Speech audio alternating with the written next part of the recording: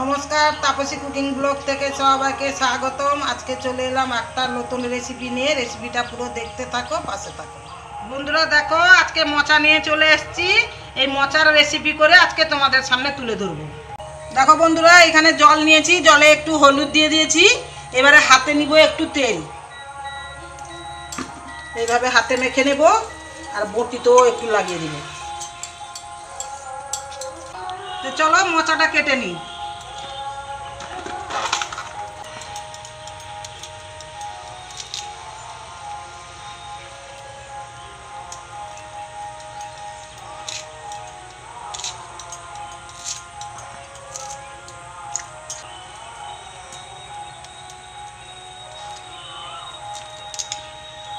এইভাবে সবগুলো কেটে নেব। দেখো বন্ধুরা, মোচাগুলো সব কেটে নিয়েছি সুন্দরভাবে। এবারে ভালো করে ধুয়ে নিব। আলুগুলো কেটে নিয়েছি, দিয়ে দিব এর সঙ্গে। এবারে হাতের অবস্থা দেখো বন্ধুরা, কিভাবে দাগ হয়ে গেছে। এবারে কি করে তুলবো, লবণ আর তেল দিয়ে তুলবো হাতে এই ময়লাগুলো। কড়া বসিয়ে দিয়েছি, কড়াতে জল দিয়ে দিব।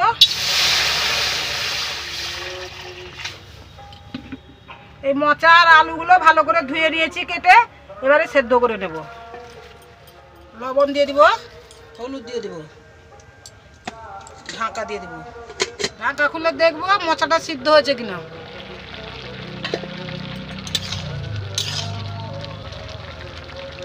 হ্যাঁ, সিদ্ধ হয়ে গেছে। এবারে আমি জল ঝরিয়ে নেব। কড়াতে তেল দিয়ে দিব। তেল গরম হয়ে গেছে, চিংড়ি মাছগুলো ভেজে নেব।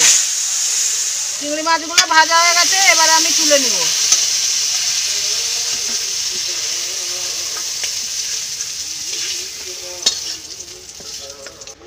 সেই কড়াতে তেল দিয়ে দিব। তেল গরম হয়ে গেছে, একটা তেজপাতা দিয়ে দিব, রসুন বাটা দিয়ে দিব, পেঁয়াজ বাটা দিয়ে দিব,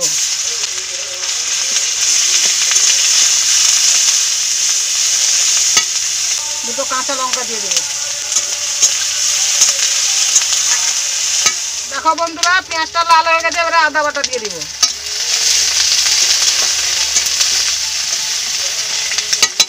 লঙ্কা গুঁড়ো দিয়ে দিব, ধনে গুঁড়ো, হলুদ গুঁড়ো, জিরে গুঁড়ো।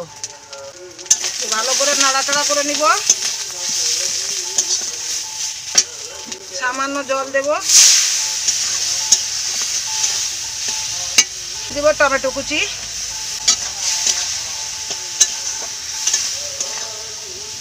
মশলাটা সুন্দরভাবে কষানো হয়ে গেছে, টমেটোগুলো গলে গেছে। এবারে আমি দিয়ে দিব সামান্য জল।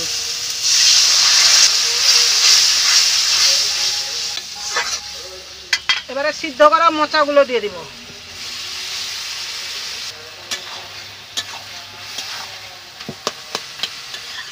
স্বাদ মতন লবণ, ভেজে রাখা চিংড়ি মাছগুলো দিয়ে দিব।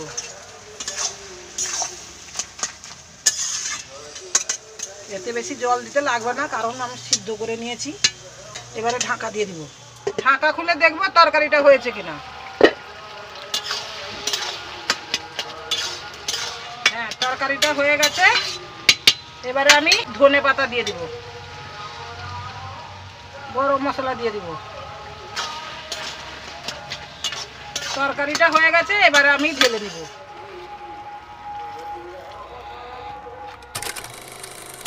বন্ধুরা, ভিডিওটা যদি ভালো লাগে লাইক, কমেন্ট, শেয়ার করবে।